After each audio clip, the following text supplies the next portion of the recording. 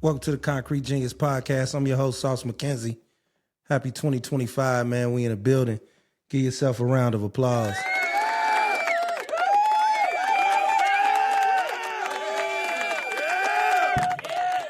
Nah, real shit, man. 2025, who would have thought we'd have made it? You know what I'm saying? Like, it's literally the year 2025. Like, we 25 years from Y2K. Remember all the panic when we thought the computers was going to shut down and the world was going to shut down because the world was rolling over from 1999 to 2000. We're 25 years from that. Life is precious. Enjoy it. Every new year is a blessing. I spend my new year like I always spend my new year with my family in close proximity, enjoying the countdown, the food, just the ambiance of being around each other. That's really what I'm on.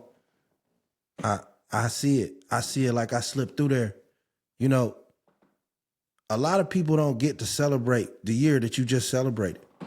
So when it comes to that type of stuff, oh man, I'm locked in. It's all about family. It's all about the appearance of, it's all about making sure you savor that moment, that time that you have. And I also feel like spending New Year's with family sets the tone to make sure you spend it with family the incoming year. And just pray. You know what I'm saying? Like, life been hard for people. But man, I was born in the 70s. It's 2025, so for me to even be alive is a blessing. And I got a message while it's on my mind to some of the young whippersnappers out there. Some of y'all, not all of y'all, because some of y'all players, let me put my shit on focus. Some of y'all young players, some of y'all be getting misconstrued though. When you see a fly-ass old dude, man, that got his shit together in his 50s, 60s, 40s, he got the family, he got the car, he got the kids, he got his kids, he got the responsibility, he got the nice solo crib, he got the bachelor life, he taking the trips, he dressed like you might want to dress one day when you get that age, player style. He got the knowledge, he got the calm of survival. You ain't doing nothing funny by calling him Unc, bro. Like, trying to insult me about my age makes you look like an idiot. Because I could have gave you more game in 60 seconds that probably could have changed your circumstances. And I mean, you got to think. You dealing with dudes who survived the gangbanging era, the crack era, 3 strikes law and 5 grams of crack. So for us to survive all that and still be able to shine in the year 2025 of our Lord, calling me old ain't no flex, bro. I'm playing with house money. When I was your age, I was the dude that had everything nicer than you and could beat you up. So you calling me old is nonsensical. See, if you really had some game, if you was a young dude really about your shit, you'd be like, AOG, man, I see how you function, man. You got the family, you got the crib, you do the homeowner thing. I know you done been through something. Talk to me. See, my generation, we seen a player, I pay homage. You pull my coat, I'm listening. Even if I feel like you really just capping, I'm gonna be able to pull a nugget from what you telling me because you didn't live longer than me. So even if you showing me what I don't want to do, I always respected the old head. See, the problem with y'all, a lot of y'all young cats is, now some of y'all don't have a reason to look up to the old head, but when you see one and he together, bro, and he carrying himself with the dignity of a black man that's then made it through some shit, show that OG some respect, man. If we can get to the basic tenets, of just being respectful to each other as people, we can get somewhere. And I want to talk about some of you old bitter niggas because I dealt with this the other day. I go to establishment, it's an older guy. He seems a little bitter about his life, man. I don't know why, bro. I don't understand. I don't understand it. I don't understand the hostility. I always get the hostile. You know how you get that energy coming from a nigga? And you try to be polite, you like, what's up, old school? What's up, OG? But sometimes it's a lot of old bitter niggas too. It's a lot of older niggas that's bitter because they never felt the spotlight. They never felt like they got a light that they felt like they should deserve at one time, or maybe they always been in competition with somebody and realized the person that they was losing against was themselves. So I'm not going to sit here and act like every old dude deserves OG respect, but just respect him. Even if he bitter, it's his time. Let him have it. Now, I don't like it because I consider myself I'm what you call an ageless wonder. You know what I'm saying? So I'm a player in any decade, any generation. So I deal with the whole gamut. I deal with young hate, old hate, real ass old people, real ass young people. So I deal with the whole gamut. It's all over the place for me. So for me to come in and see somebody older, I'm showing respect and I get this hostility. Who knows? You know, maybe the nigga might see you pull up in some shit and be like, oh, this is lucky nigga. Black people. Why are we the only people, right? We got to police everything about everybody that look like us. But we don't question shit if it ain't somebody look like us.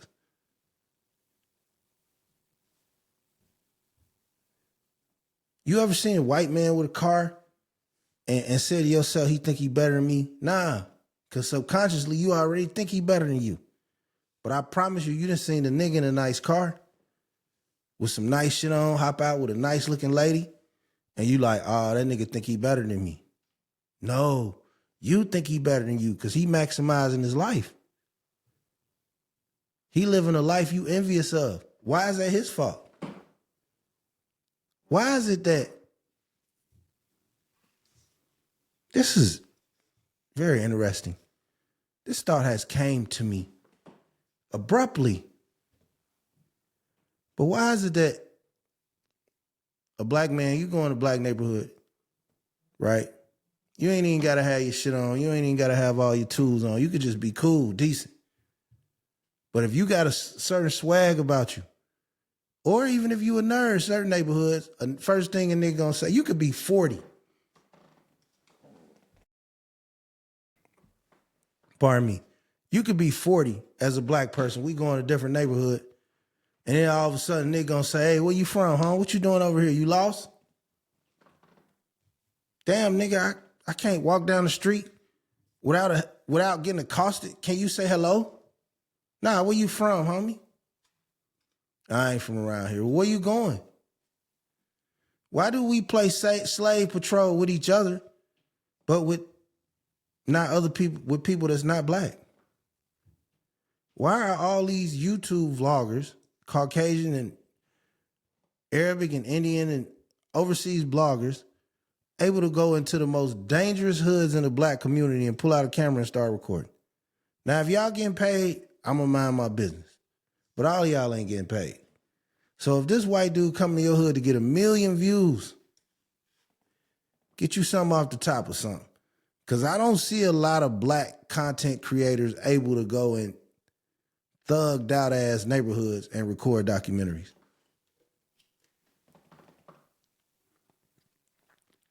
Because a nigga gonna say, where you from? And I'm not making it seem like every nigga on some bullshit, because there's some crazy niggas that will rob the white boy too. So I'm excusing you niggas. But what I'm saying is, we are like all these people, Trap Lord Ross and all these guys I see going these neighborhoods. This man made a 4-hour documentary about Dirk. Because when he first entered the game, niggas looked at it like exposure. Oh, it's exposure, man. He telling people about what's going on in our communities. He's shining the light on us. The video camera, we got it. You know what I'm saying? And now he back to being a journalist. He has no compassion for the people or the circumstances that he's creating content about. And I hate to see so many of our young brothers being used and manipulated for their current state of ignorance, for views from people that don't look like them. And that wouldn't be as much of a problem. It's a major problem as it is, don't get me wrong. But then, like I said, if we gonna show the white boy respect, we need to show other niggas respect. Whoever you beefing with, that's your business. I pray y'all work it out. Some people gonna end up dead. Some people gonna end up in the penitentiary. That's the way it is. A couple gonna survive. The cycle gonna continue. We gotta figure that out as a people. But what I'm saying is, to strangers, if we can just take step one in the black community, in our community, strangers, and say, hey, man, let me show politeness to this person that looks like me. Why? It used to be a time when you go out in another city, say I go to Dayton, right? Niggas dating, they players. You go out, you hit the spot, you carrying yourself well, it's probably one nigga that's probably gonna hate because you probably gonna knock his broad. But the majority of niggas, when they see you ain't own nothing, they didn't care. That was my generation. Now, you still have some where you from shit sometimes, every blue moon. But most of the time, once you cross the line of being a player, it was kind of like, all right, it's off limits. Because we talked with each other with kindness. Now the videos and the imagery and the access to a camera and the need to not feel disrespected, the dopamine of, somebody disrespect you, man. Before, a nigga used to be like, hey, man, chill out, bro. We gonna get this nigga.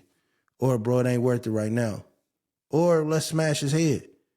But even then, people were either, they had something to do, like, you might have had a higher probability of somebody trying to break the shit up. Now, as soon as 50 people get into it, man, everybody recording. Bro, I couldn't imagine being a kid in school. It was pressure fighting a nigga when you didn't want to fight without camera phones. You understand what I'm saying? So now, I just can't understand the pressure. Like, we don't talk to each other with any type of civilization, any type of courtesy as black people. So we gonna allow these video producers, these editors, these content makers to come in impoverished black communities that's rife with gangs and people that are struggling financially with poverty and people who are struggling with a lack of education, a lack of resources, then at least get paid for it. And not only that, if you see a black dude that's creating content and he wants to profile your city, your area, your community, give that man the same grace you gave the white man. If you can do that, then you on your way to being solid already. If you can't do that, you just a hoe ass nigga. I'm sorry. That's just what that is. ConcreteGeniusMedia.com. Follow me on all socials. Concrete Genius Pod. The content is going through the roof. I am me. I'm uniquely me. I know I should pod more, but hey, I don't know when I should make magic. It's like it'll come to my brain and then I'd be like, I'm finna do it. And when I get it and I get in front of here, I know it's gonna be magic. You understand what I'm saying? So follow me on all socials, Concrete Genius Pod. Share my reels. If you see me on Instagram, share my reels. I really appreciate that. I would really appreciate if you listen to this, if you could follow me on YouTube at Concrete Genius Pod. I'm trying to get my YouTube followers up. That's the next social network I like to attack a little aggressively. So if we cool and you rock with me, rock with any of my content, follow me on Instagram at Concrete Genius Pod. You also know you got access to my personal Instagram, Sauce McKenzie, SAUCE_MACKENZIE. Check out my website, ConcreteGeniusMedia.com. Check me out on Twitter at Sauce McKenzie. Same handle. You can follow me also on Twitter at Concrete Genius 6. That's the business page. I mean, it's coming to fruition. We just gonna keep rolling, and all you get right here is raw game. And I respect everybody get on this microphone right here, but I mean, you get you 60, 70,000 views, man. Hey, teaching yourself how to do this shit like I'm a self-made entity. The show must go on.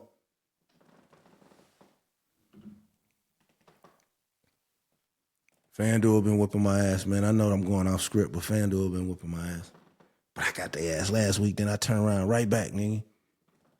It's like trying to break the Federal Reserve. I did get in with Detroit last night pretty good, but the problem was I lost the first game, so I tried not to chase. And then on my second two games, I would have had Denver and the Chargers, but I tried not to chase, so I still ended up getting back on my Detroit game, but I was so frustrated with the morning, some of my picks, some things I thought was going to happen. Usually I'm pretty accurate on the blowouts. Like the previous week, I had the Buffalo blowout to the T. I had it was one more blowout. I had down to the 9. You know, I had both blowouts accurately predicted, so I licked them pretty good. I'm usually pretty good with the player props. The death of me and my Achilles heel in sports betting are the parlays. I've had several conversations with sportsbook managers, casino executives.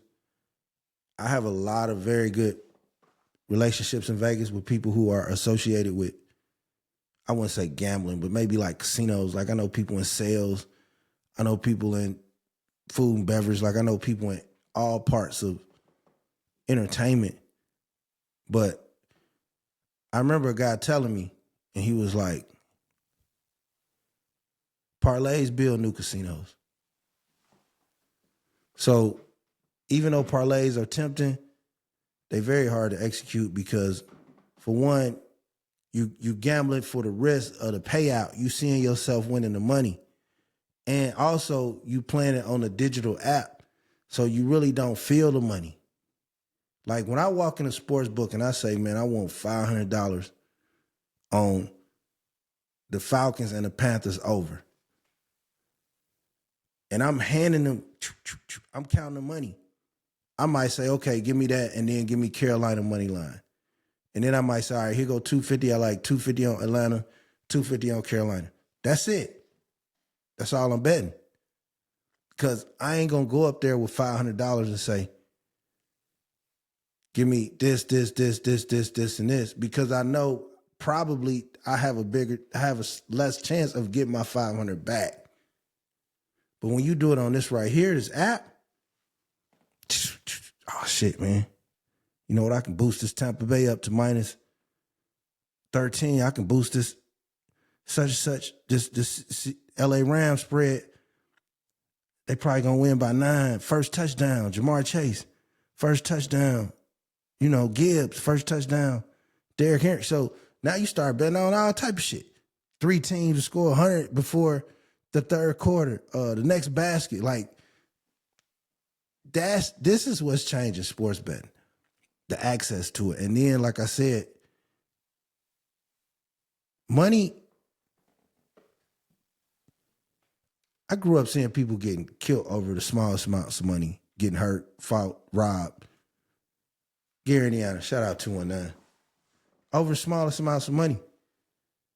But now that a lot of people's money is on paper and is digital, and if you have a steady amount of money, you don't really see it as when the numbers come off the paper, it ain't like giving them the paper, if you know what I mean. If you go buy a bunch of shit from the grocery store and you got a credit card and that shit $337, you gonna swipe it, be like, all right, I ain't planning to spend that much, but fuck it. But I don't care if you got 10,000. If you go in a grocery store and you say, man, that shit ain't worth no $337 because you got cash. You're going to think about how you spend that transactional money different than that money that you spent from a binary perspective off your phone. That's the manipulation. And then you get comfortable with the numbers. You got to think your whole life is about numbers. Your mortgage is this, your taxes is this. Somebody owes you this, you got to pay this, you ordering this, it costs this. What size this person wear? What's the over under on this? Excuse me, how much is gas? How many hours is on my check? How much do I make an hour? So they put you without even knowing it in the matrix. Everything you do is binary. All your money is just binary digits on the phone. The majority of it. So therefore, you may become somewhat nonchalant with it as you wouldn't be if it was just constantly transactional. Just think, bro, you go, hey man, you know how many times I done went out and went to the store to get some shit and be like, damn, I forgot my driver's license, my wallet, and everything. But I'm here to pick up an order of food for John, bro. We got a whole takeout, nice restaurant. Oh, Mr. Loud, that's 105.97. Oh, boop. I forgot I ain't got to go back for my wallet. Phone right here, boop. It's all it's all binary. It's all on the computer. We are in the computer right now. And I don't want to get too deep because they start thinking you a 10 hat. You spit too much real shit. ConcreteGeniusMedia.com. Follow me on all socials, man. Got a little good luck behind me, man. You see it, man. Chicago Cubs. 2016 world champions, man. Of course, Jackie Robinson, one of the greatest of all time, amazing innovator. Did y'all see what happened in New Orleans? Rest in peace to everybody who lost their life in New Orleans. Sad, tragic way to bring in 2025. Rest in peace to all the people got killed that got shot in New York in a nightclub. Just the year is starting off a little crazy, right? But the New Orleans shit, I want to get right down to it. I've said my rest in pieces. Do y'all really think the black man did it?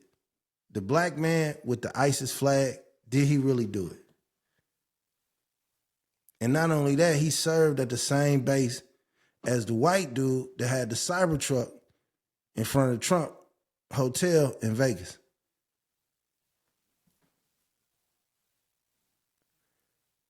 A coordinated attack like this from two ex-military dudes is kind of crazy.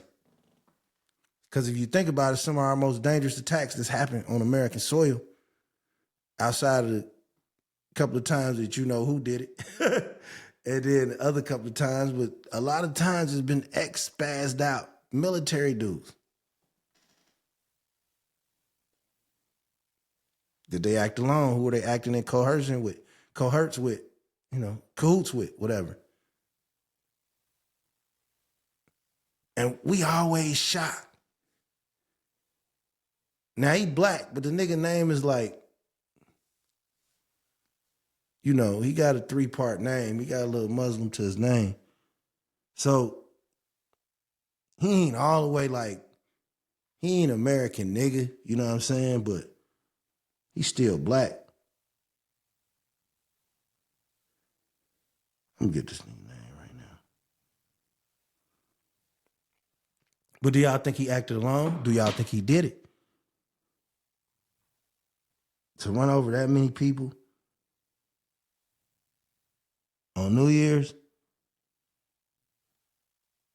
He got super radicalized. Them folks got their hands on him. But usually black people, we don't be fucking with innocent people like that. Unless it's like by accident. This dude's name is Shamsuddin Jabbar. Yeah, he was on some bullshit. And if that's your name, he's a U.S.-born citizen from Texas.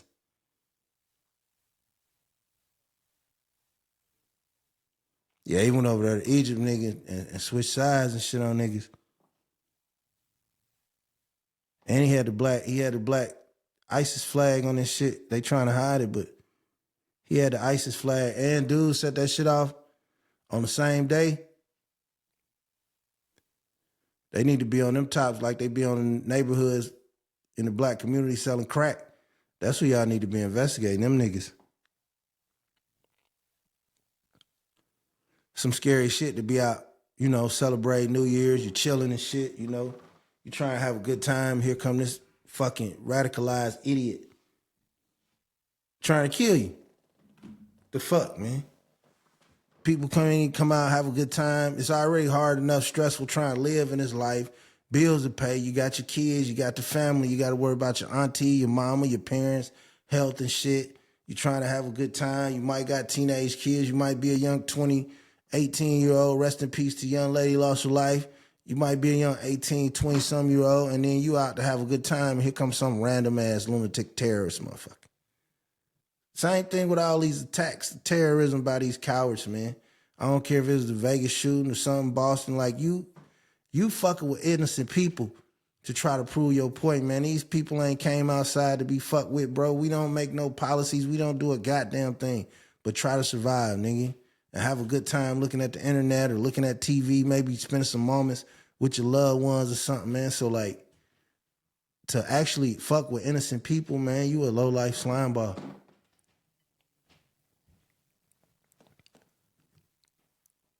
And you know, ex-military, you start taking these trips to these countries, you know, these countries that don't like the USA, because regardless of what you niggas want to say, bro,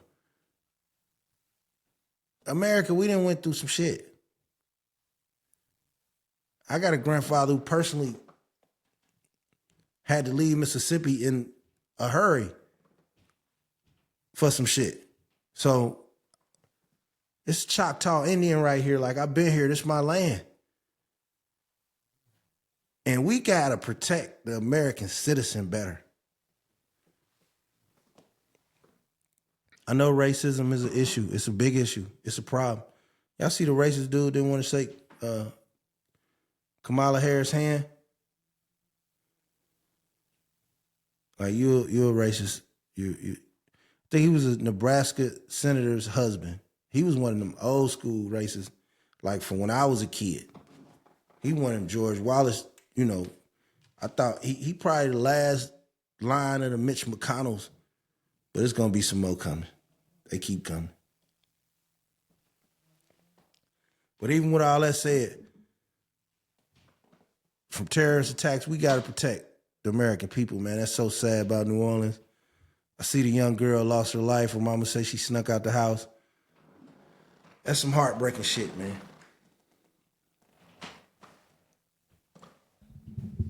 I mean, we've all snuck out the house one time or another. You know, we've all fucking not listened to our parents and did some shit we weren't supposed to do. But some of us, it cost of our lives. I mean, some of us, it cost might have cost our freedom, might have cost us an opportunity, might have cost us just a hard lesson, a scary lesson. But we've all faced it. We've all been through it. And to see that young lady lose her life like that, man, that shit pissed me off, bro.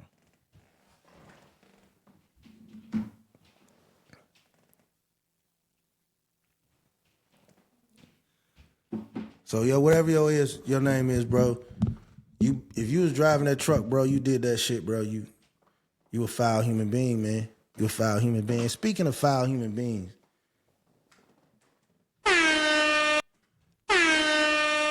ConcreteGeniusMedia.com. It's your boy Sauce McKenzie. Follow me on all socials. This white woman in Virginia, this white nurse, I don't know if y'all seen this story, this white nurse in Virginia was breaking these little black kids' bones, these little black boys' bones when they was infants. You rest in hell, you tramp. Timestamp this. You tramp, you evil racist tramp. I hope somebody tear you alive for what you did to these kids. Per Fox 9. Virginia nurse arrested after hospital closes NICU due to mystery attacks on newborns.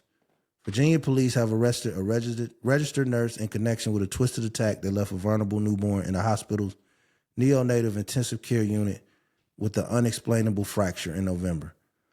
And additional charges could come as detectives continue to probe a half a dozen similar incidents. The 26-year-old suspect, Erin Elizabeth Ann Strothman, was booked into the Henrico County Jail. Erin Elizabeth Ann Strothman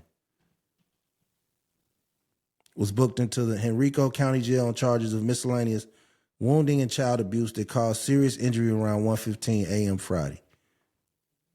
A perplexing string of injuries to babies in the NICU at Henrico Doctors Hospital in Richmond in November-December prompted officials to launch an internal investigation and close the unit to new patients on Christmas Eve. Public record shows Strothman's registered nurse license was first issued 2019 and valid till May 2026. In late November, we discovered that 3 babies in our Enrico Doctors Hospital NICU had unexplainable fractures, similar to an incident involving 4 babies in the summer of 2023. So that's 7 babies. They got a quote from one of the parents. Finally, we can get some answers as to who abused our son. I wish I could say it was a happy moment learning of her arrest. However, learning the details involving other babies, the only feeling I have is sadness and regret. Dominique Hackey, the father of one of the victims, told Fox News Digital Friday. Prayers for you. I am heartbroken to learn the degree in which this person was allowed to get away with and regret that I should have spoke up sooner in hopes to prevent other children from getting hurt. Get a picture of this fat bitch. Yeah, her. So first off, ain't no forgiveness for you. Like, that's a sin that's unforgivable. So I hope you perish in hell. You know what I'm saying? Elizabeth Ann Strothman, you 26. You know, I just don't think some things you should be forgiven for. And you've done it multiple times. Nah, I don't care what church you sit in, white woman, you the devil, and you need to burn in hell. You permanently injured, defenseless babies that can't even speak for yourself. And you, a medical nurse, you took an oath to humanity, to take care of people. And you breaking arms? That's slow, you bitch. That's all I got with that. I'm going to keep up with the case. This is something I'll go to bat for, though. Keep up with the case and figure out what's going on with this disgusting-ass white woman.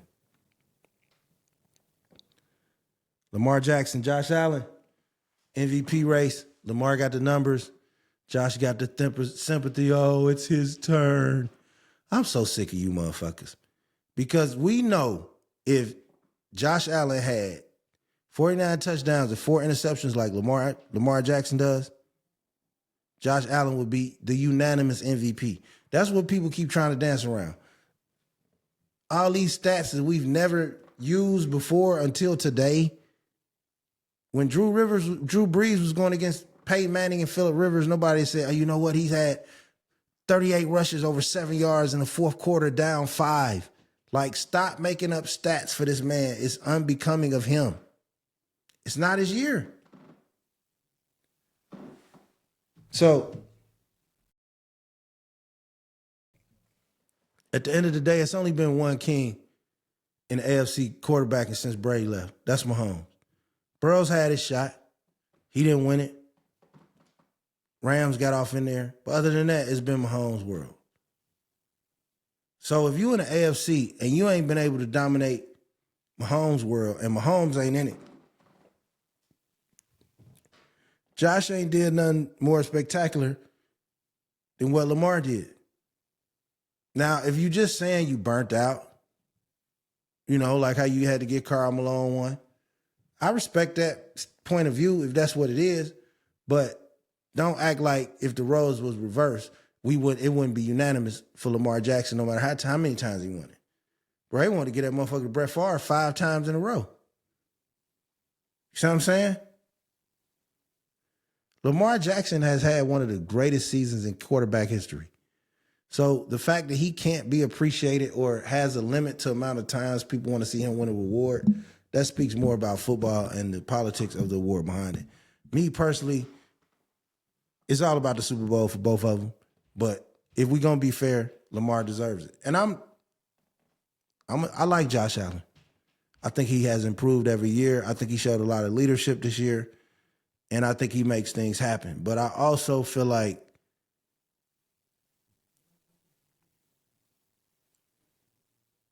people need this to validate him. And I don't think that's fair to him because I think he's a great player with or without an MVP award.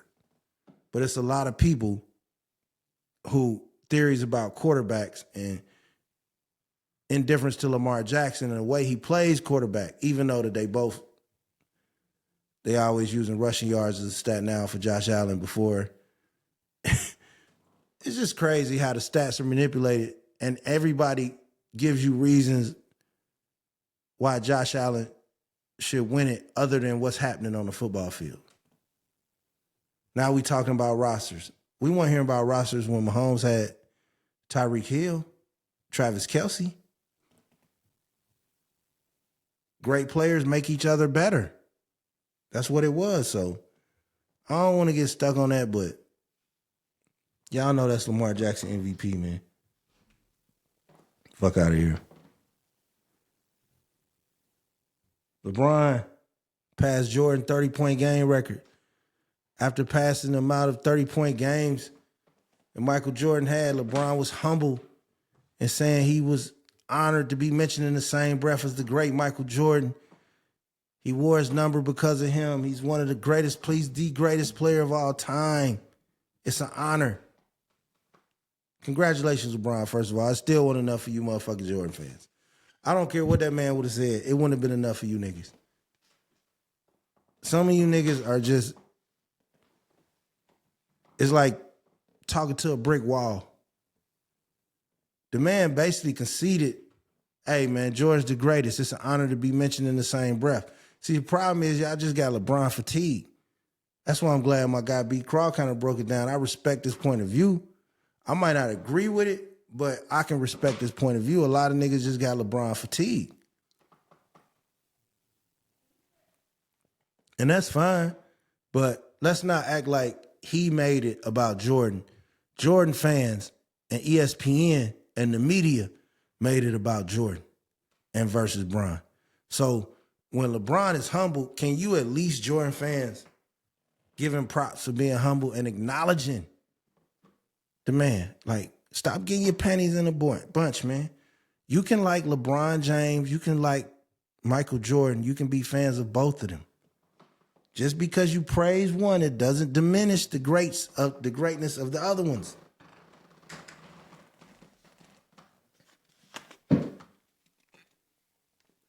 And I ain't gonna lie, you Jordan fans are diabolical. Because you could walk in a room full of 100 LeBron fans, right? Straight up. And you could talk to 100 different LeBron fans. You say, man, you know, nigga, Jordan 88, nigga, that was a hell of a season, bro. Defensive player of the year. He did this, and this, and this, and this. Yeah, Jordan the greatest. Nigga gone about his business, bro. Nigga that ordered his food, went on about his day. You talk to 100 Jordan fans and be like, you know what?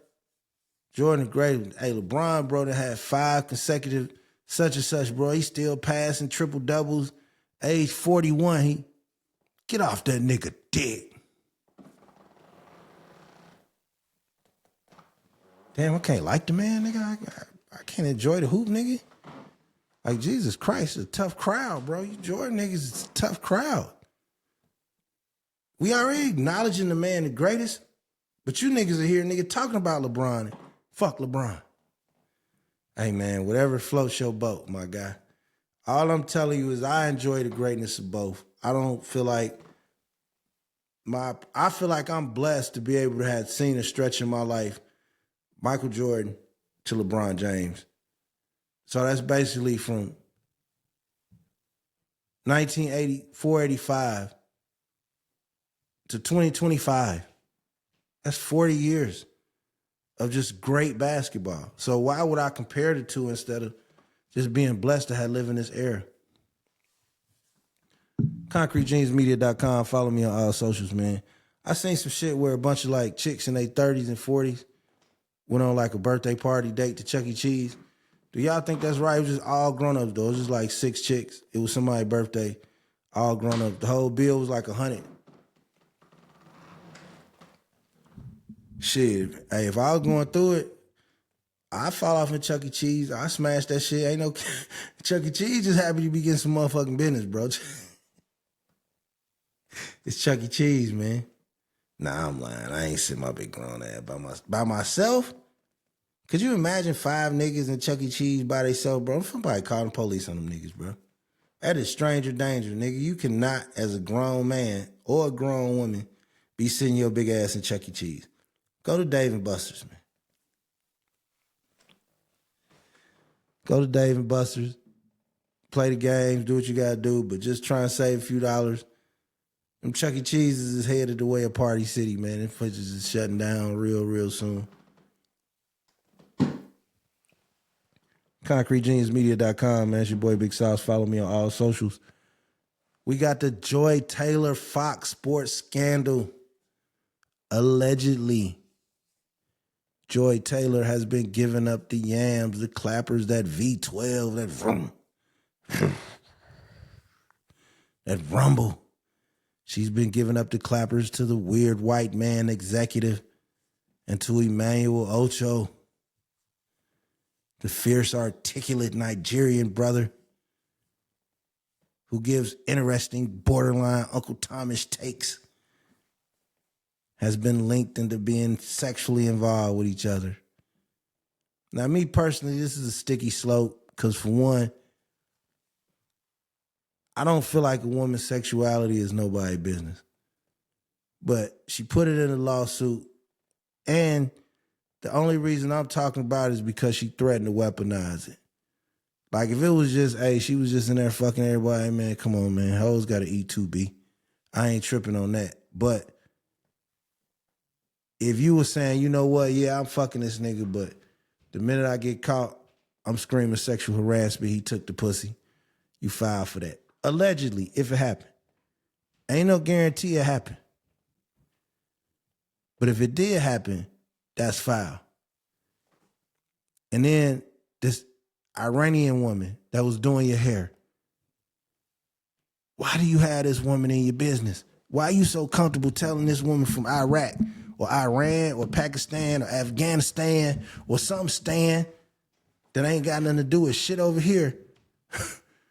Why is you telling this woman your business?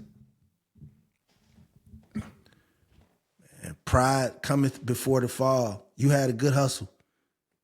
If this is true, you allegedly used that vagina to get on Undisputed. Hey, brilliant play. You used it to make another move. Brilliant play. But if you out and the white dude tricking on you, what is you inviting the Pakistani woman for? Why is you trusting this foreigner in your business as you making career power moves? And don't get me wrong, I had to learn the hard way. I had some slick shit going. I had some people I thought was with me that wasn't with me. And I'm just trying to get them to enjoy the wave because the wave's so fun. You want to share it with somebody. That lady from Uzbekistan, she is not your friend. You know what I'm saying? And so I don't even think it's nothing wrong for a woman to use what she got to get what she want. So I'm not here. My criticism of you ain't because you haven't a personal life as a black woman. That's your right. As a black woman, I couldn't be screaming protect black women, be talking about your personal life. But the fact that you was going to weaponize your personal life, that's why I really give less a fuck about you as a black woman, if it's true. The Ocho nigga, come on, man. Everybody clap skins at work before it is what it is. That's just Negro bylaw, 542 deuce 89. But you said a lot of goofy shit, especially about Angel Reese, and people pulled receipts up. And using that motherfucker like, oh, Joy Taylor is just so amazing. She's just so spectacular and so articulate, just a joy to work with. You're sniffing the shit out them fingers, boy. That's that magical box. When that motherfucker under your fingernail and you just bump that motherfucker like a line of coke, baby girl got that V12. V12. And not only that, the lady from Iran or wherever she's from, Skip Bayless offered this lady $1.4 million for some cooch. Jesus Christ, man.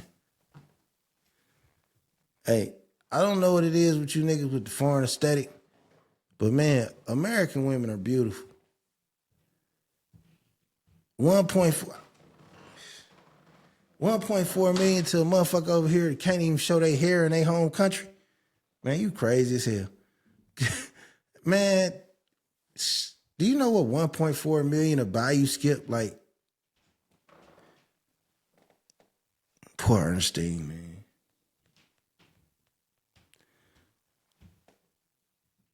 It ain't that your man wanted to get some pussy. You know what I'm saying? Men gonna be men. But if you a woman and your homegirl's like, I mean, this nigga asked to pay for the pussy. This nigga offered 1.4 million for the pussy. Ernestine finna get a lump sum payment of 15 million distributed to all her cousins and in-laws and shit. Skip, you tripping, bro. You can't offer that much money for no coochie, dog. Ain't no pussy worth 1.4 million, dog. Like, I'm telling you, bro, like, you know, but this karma for all that hate you did unnecessarily on LeBron and bullshit. You know what I'm saying?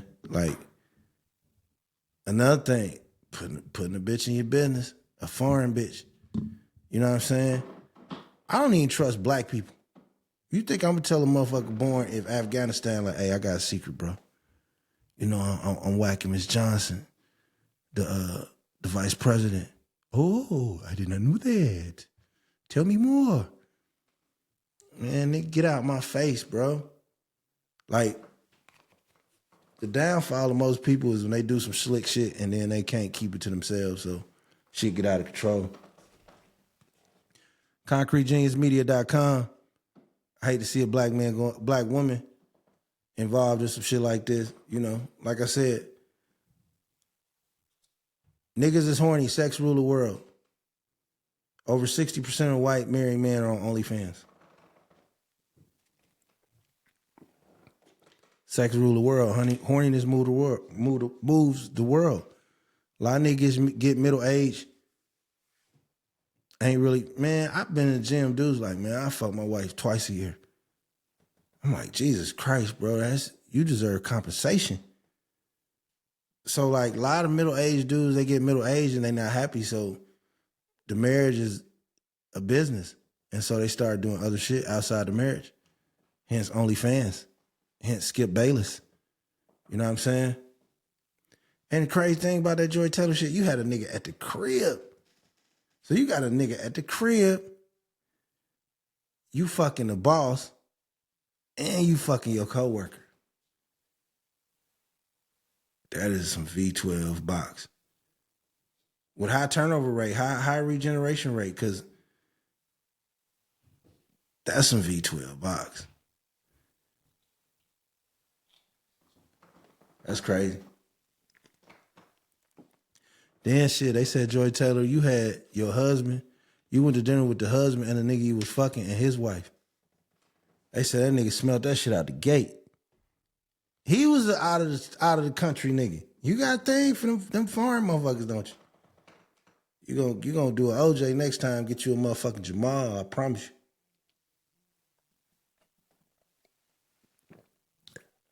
How do you go to dinner with your spouse with the person you have an affair with?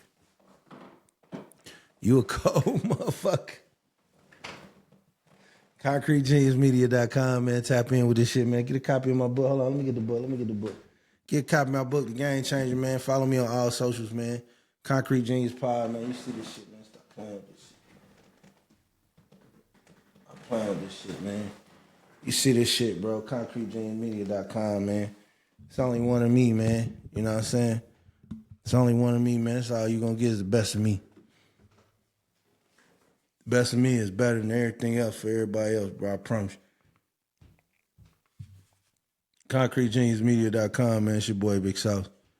You see this shit, man. Multiple angles of this shit. We here, we there, we everywhere, we everywhere, we everywhere. Hey, man, you see this shit where the fucking, it was a white couple, right? They was like gay and shit, huh? Like it was a white couple. Them motherfuckers like gay and shit, right? Why these motherfuckers, they was like prostituting their kids. Get a copy of my book, The Game Changer, man. Oops. 8 tips for man to find peace, man. Available to you on all socials, all stores. But yeah, man. So look, these motherfuckers was pimping out their kids, man, to be sexually assaulted. Like on some crazy shit, like just a disgusting story. So I got a question. I don't want to make nobody mad or nothing, but like, if you decide, right, you gay, right? And you doing your thing, right? You say, you know what, man, I'm gonna live my truth. Hey, more power to you, cuz you know what I'm saying? Like you doing your thing, right? But how do you say, like, I want to have some kids? Like, ain't that kind of like, that's like double jeopardy, you know what I'm saying? It's like saying I want to run triathlon, but I want to eat 5 4 for 4s every day. Like, ain't you kind of in your mind already saying, I don't want a family if I don't want to reproduce? And I'm not saying this to be bigoted. I'm really kind of curious because I'm like, I come from a generation where, like, back in the days, you know, them was the organic gays. It wasn't nothing but just gay, straight. You know, it was just the old days, the prehistoric gay days, like the 80s and 90s. Them niggas kind of understood. They just brought their friend by for Thanksgiving, or they played the uncle role or the nephew role, but they didn't really, like, want to raise no family. Now it's like, motherfuckers be like, oh, we want to adopt kids. All right, man, we signed off on to get married, shit. I mean, we signed off on to get married, shit, man. That was cool. You know, that was Obama. He was kind of doing his thing, and that's cool. But me personally, I don't think a kid should be adopted by a same-sex couple. You literally saying, nigga, I don't want to have kids. I like the same sex. So I think from a functionality standpoint, right? A thinking standpoint, a train of thought standpoint, right?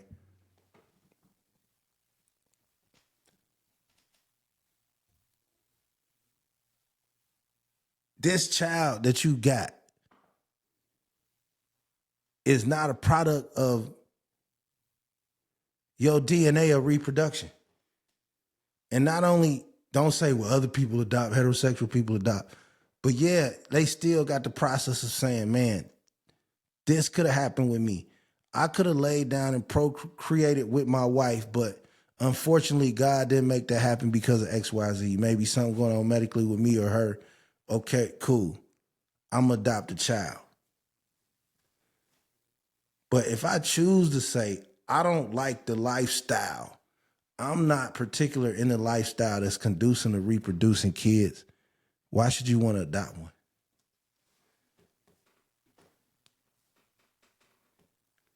I mean, I see these pictures. I see the celebrity lady in Hollywood. She got her kids, all 3 black boys dressed up in dresses. What's her name? Charlize Theron or whatever her name is. That's some bullshit, bro. That's some fucking bullshit. Like, you should have to sign a pact if you adopt a kid. A kid's sexuality shouldn't be discussed with adults until they're 18. Now, if they decide and they lean away, even if it's peer pressure from their other friends, that's kids' business. People always say stay out of kids' sexuality when you saying kids shouldn't be introduced to homosexuality, but nobody said stay out of kids' businesses when they having drag queens read to kids. So if we're gonna stay out of kids' business, let's stay the fuck out of kids' business permanently. And let kids decide what the fuck they want to do. No kid should be able to transition to nothing until they turn 18. And nobody in a same-sex relationship should probably be able to adopt children. Like, how do you get to choose to say, I'm disgusted by the natural act of God to reproduce kids, but I would like to raise kids in this non-traditional household that's not of what God used to produce kids? ConcreteGeniusMedia.com. Follow me on all socials. Get the quote. Get it right. That's just, I mean, I don't know. Like, I like to know. You know what I'm saying? Like, I like to wonder. I like to know what people thinking. Like, I'm under the impression. I think if you decide to say, look, I don't want to be in a traditional marriage. You know what I'm saying? Like, I'm not somebody to be in a traditional marriage. I don't want to be in a traditional marriage. Well, then you probably shouldn't be raising no kids. I'm sorry. You know what I'm saying?